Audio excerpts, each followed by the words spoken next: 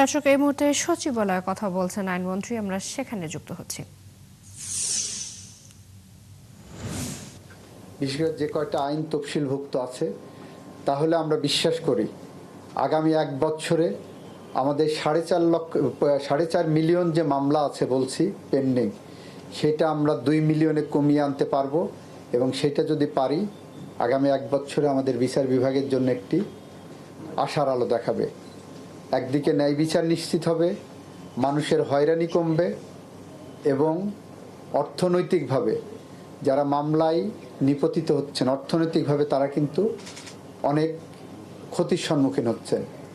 এখানে যারা মিডিয়ার সদস্যরা আছেন, সাংবাদিক বন্ধুগণ, আপনাদের বলবো, লিগ্যাল এইডের মাধ্যমে মিডিয়েশনের এই প্রক্রিয়াটাকে জনগণের দ্বারগোড়ায় পৌঁছে দেন, জনগণের কাছে পৌঁছে দেন। জনগণের এই তথ্য জানা দরকার যে সরকার সরকারি অর্থে মানুষকে মামলা মোকদ্দমা থেকে শুধু নিবৃত্তই করতে চাচ্ছে না, অসহায় গরিব মেহনতি মানুষের জন্য সরকার যে আইনজীবী নিয়োগ করছেন, তাদের পাশে দাঁড়াচ্ছেন, তাদের কাছে ন্যায় বিচারের ঝান্ডা পৌঁছে দিতে চাচ্ছেন। সেই উদ্যোগটাকে আপনারা একটু প্রচারে আনেন, এটা জনস্বার্থে জনকল্যাণে কার্যকর হবে। কক্সবাজারে 1 লক্ষের বেশি মামলা আছে। আমি কক্সবাজারে এখানে যদি জেলা জজ সাহেব থাকেন, এখানে সভাপতি সাহেব আছেন, আমাদের লিগ্যাল এইড অফিসার যারা আছেন এবং অন্যান্য জুডিশিয়াল কর্মকর্তারা যারা আছেন, এটা হলো জুলাই মাসের শেষ সপ্তাহ। আমরা আশা করব জুলাই, আগস্ট, সেপ্টেম্বরে আমি আপনাদের সাথে সেপ্টেম্বর 30 তারিখে একটা মিটিং করতে যাই এবং এই 30 তারিখে এই 3 মাসে এই 1 লক্ষ মামলাকে কমিয়ে আপনারা কততে নামাতে পারেন, এইটা আমরা দেখতে চাই। কক্সবাজারের মতো জায়গা, সেখানে 1 লক্ষ মামলা, এইটা খুব সুখকর কোনো খবর আমাদের জন্য না। সুতরাং আমরা আশা করব যে আগামী সেপ্টেম্বরের 30 তারিখে বা অক্টোবরের 1 তারিখে, যেটাই হোক, আপনারা আমাদেরকে এমন একটি তথ্য দেবেন যে তথ্য আমরা দেখতে পাবো যে এই 3 মাসে এই জেলাতে ড্রাস্টিক্যালি মামলা মিডিয়েশনের মাধ্যমে ফাইলিং কমেছে, প্লাস পেন্ডিং কেসে আপনারা মিডিয়েট করে রিজলভ করতে সক্ষম হয়েছেন।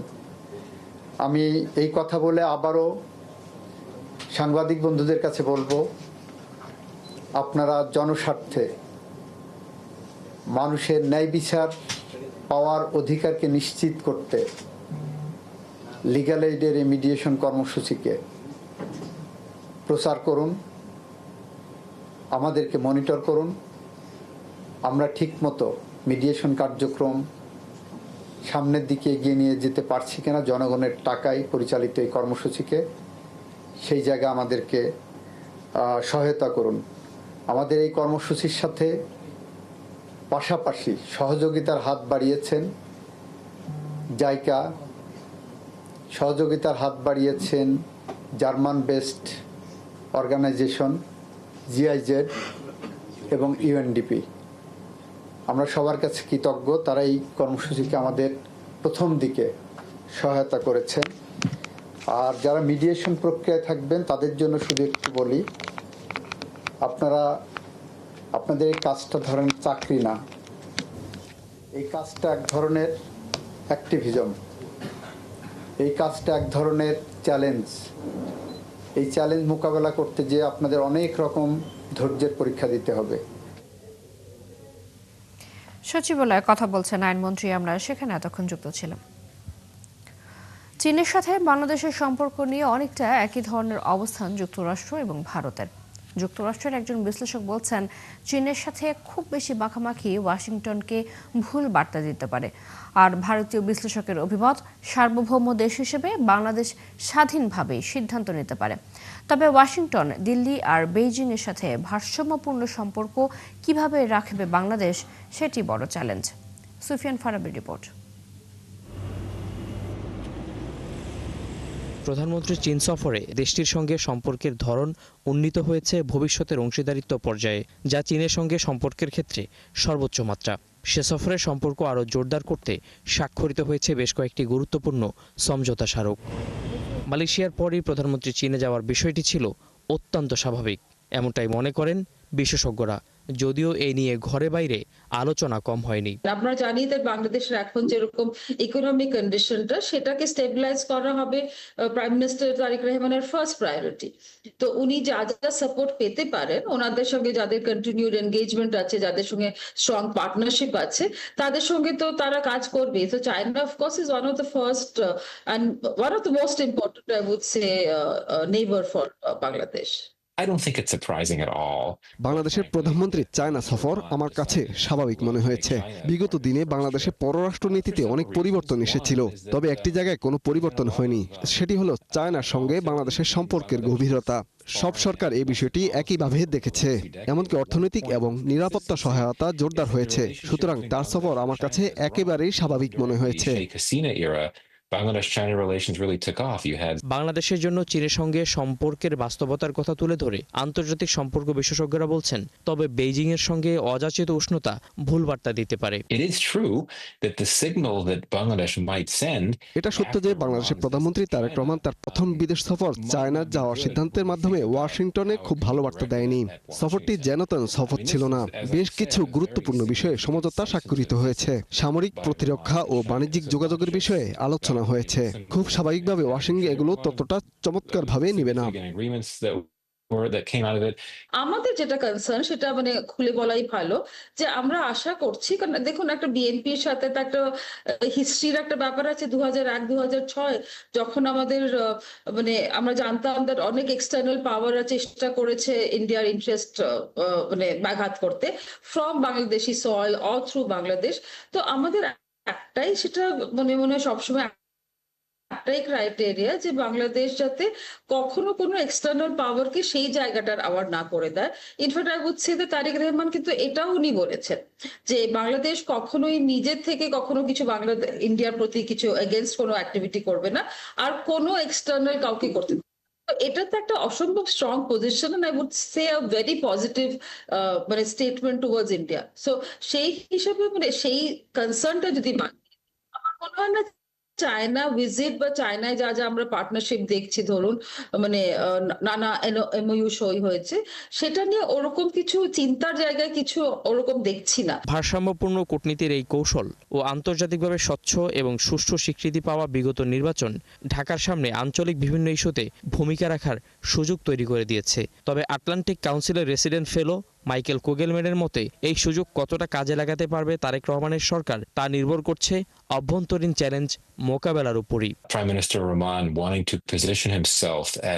বাংলাদেশের প্রধানমন্ত্রী তারেক রহমান নিজেকে এই অঞ্চলের গুরুত্বপূর্ণ নেতা হিসেবে প্রতিষ্ঠিত করতে হলে প্রথমে দেশের সংকটগুলো মোকাবেলা করতে হবে। আর বিএনপি ঐতিহাসিকভাবে সংস্থাগুলোর উপর বিশেষ জোর দেয়, যেমন সার্ক। গত এক বছরে বাংলাদেশের সঙ্গে পাকিস্তানের সম্পর্ক বেশ জোরালো হয়েছে। আমার বিশ্বাস ভারতের সঙ্গেও এটি থাকবে। নেপাল, ভারত এবং বাংলাদেশের মধ্যে বিদ্যুৎ চুক্তি রয়েছে। প্রধানমন্ত্রী অবশ্যই এটি অব্যাহত রাখতে চাইবেন। সুতরাং বাংলাদেশের ভেতরে সংকট মোকাবেলা এবং পার্শ্ববর্তী দেশগুলোর সঙ্গে সম্পর্ক জোরদার এর মাধ্যমে কিভাবে তিনি নিজের গুরুত্ব তুলে ধরবেন এই বিষয়ে মন্তব্য করতে আরও একটু সময় দরকার।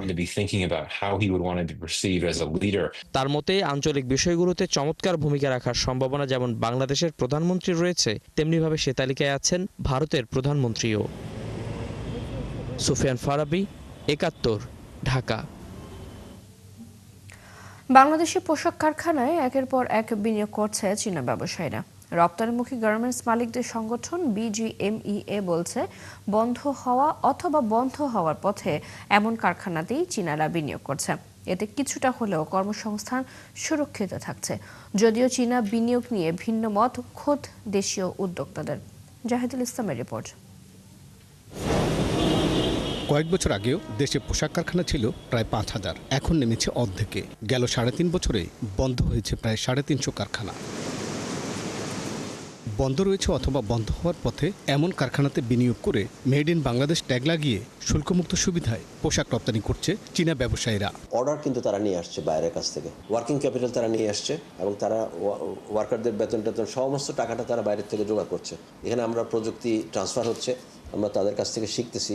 চীনের বিনিয়োগে সচল থাকলেও দেশি মালিকদের কারখানা কেন বন্ধ হচ্ছে খতিয়ে দেখার আহ্বান গার্মেন্টস খাতের উদ্যোক্তাদের। ৬০,০০০ কোটি টাকার একটা পলিসি সাপোর্ট দিয়েছে, তারপর BRPD 7-এ যে আমাদের রিশিডিউলিংয়ের ব্যবস্থাটা করেছে, এই রকমের সাপোর্টগুলো যদি আরও আগে থেকে আসতো তাহলে কিন্তু আমার বিশ্বাস যে এই ফ্যাক্টরি বন্ধ হওয়ার যে একটা ট্রেন্ড, এটা কিন্তু কিছুটা হলেও কম হতো। এই শ্রমিকদের চাকরি আস্তে আস্তে হারাইতে হচ্ছে। ওদের টেকনোলজি ইউজ করছে, আমাদের ব্যাকলিঙ্কেজ ফ্যাক্টরিগুলো আর নাই। ওদের প্রত্যেকটা জিনিস ওদের থেকে আনতে হয়, শুধু চাইনিজদের অর্ডারের উপর ডিপেন্ডেন্ট হয়ে গেলেন। বিশ্বতে আর যত মার্কেট আছে আপনি আস্তে আস্তে সংকুচিত হয়ে আপনি ডিপেন্ডেন্ট একটা সেক্টরে দাঁড়িয়ে গেলেন। চীনারা নিজ দেশ থেকে ক্রয়াদেশ অনুযায়ী বিনা শুল্কে কাঁচামাল এনে FOC ভিত্তিতে পোশাক সেলাই করে মজুরি পরিশোধ এবং যৌথ বিনিয়োগ ও ভাড়ায় কারখানাগুলো চালাচ্ছেন। তারাও বলছেন বাংলাদেশে ব্যবসা করা কঠিন। বাংলাদেশে ব্যবসা করে আমি আনন্দিত, তবে এখানে হয়রানিও আছে। অনেক প্রতিষ্ঠানের অনুমোদন লাগে, বিভিন্ন কাজের জন্য অতিরিক্ত টাকা খরচ করতে হয়। বন্দরে পণ্য ওঠানামায়ও সময় ক্ষেপণ করে। অর্থনীতিবিদরা বলছেন বিদেশি বিনিয়োগ ভালো, তবে সরকারি সুবিধা দিয়ে হলেও দেশি শিল্পকে টিকিয়ে রাখতে হবে। কোনো কারখানা আছে যাদের হয়তো তাদের নিজেদের কারণে হচ্ছে বা তারা অর্ডার পাচ্ছেন না, এইটা একটা কারণ হতে পারে। ইনফ্রাস্ট্রাকচারের সাপ্লাই সরকার দিতে পারে, তাহলে কারখানাগুলোকে আলাদা করে দেওয়ার মতন সুযোগ কিন্তু বেইল আউটের সরকারের খুব বেশি নাই। গার্মেন্টস খাতের উদ্যোক্তারা বলছেন FOC ভাড়া বা যৌথ নয়, তারা চান দেশে নেই এমন খাতে আসুক বিদেশি স্থায়ী বিনিয়োগ। জাহিদুল ইসলাম, ৭১, ঢাকা। হল ফি কমানোর দাবিতে বিক্ষোভ করেছেন রাজধানীর সরকারি তিতুমির কলেজের শিক্ষার্থীরা। এ সময় তারা কলেজের অধ্যক্ষের পদত্যাগও দাবি করেন। সোমবার রাতে কলেজ ক্যাম্পাসের হল গেটের সামনে বিক্ষোভ কর্মসূচি পালন করেন তারা। এ সময় কর্মসূচি থেকে মঙ্গলবার সকাল 10টায় এক স্থানে পুনরায় অবস্থান কর্মসূচিরও ঘোষণা দেন। শিক্ষার্থীদের অভিযোগ, হল ফি অন্য কলেজগুলোর তুলনায় প্রায় ২,০০০ টাকা বেশি নির্ধারণ করা হয়েছে। তারা জানান, আবেদনের পরিপ্রেক্ষিতে ১,০০০ টাকা ফি কমানোর আশ্বাস দেওয়া হলেও হঠাৎ করে জনপ্রতি ৭,৮০০ টাকা হল ফি নির্ধারণ করে নোটিশ দিয়েছে কলেজ প্রশাসন। প্রশাসনের এই সিদ্ধান্তকে প্রহসন আখ্যা দিয়ে শিক্ষার্থীরা নোটিশ প্রত্যাখ্যান করেন। তাদের দাবি, হল ফি কমিয়ে ৬,০০০ টাকা নির্ধারণ করতে হবে। দাবি আদায় না হলে আরও কঠোর আন্দোলনের কর্মসূচি দেওয়ার হুঁশিয়ারও দেন তারা। আগে ছিল ৮,০০০, এখন হচ্ছে ৭,৮০০। তো আমরা এই দাবি এই মানে আমাদের যে এই সিদ্ধান্ত, এটা আমরা কোনোভাবে মানি না। আমরা সহ তিতুমিরের সাধারণ শিক্ষার্থী সহ আমরা এই দাবি, এই বিজ্ঞপ্তি প্রত্যাখ্যান করলাম। ৭ কলেজে যে ক্যাম্পাসগুলো রয়েছে সেইটায় আমাদের ৬,০০০ টাকা করে সর্বোচ্চ হল ফি ৬,০০০। ধারাবাহিকতা তিতুমিরে কি এমন আমাদেরকে সার্ভিস দিয়ে থাকে যেটাতে আমাদের ৮,০০০ টাকা দিতে হবে। পাহাড়ি ঢলে নেত্রকোনার কলমাকান্দায়, খারনই এবং নাজিরপুর ইউনিয়নের কয়েকটি গ্রাম ডুবে গেছে, তলিয়ে গেছে রাস্তাঘাট। এই বিষয়ে বিস্তারিত জানাতে যুক্ত হচ্ছেন সহকর্মী মির্জা হৃদয় সাগর। সাগর, কতটি গ্রাম ডুবে গেছে? বন্যা কবলিতদের বিষয়ে জেলা প্রশাসন কোনো ব্যবস্থা নিয়েছে কিনা সব মিলিয়ে জানাবেন।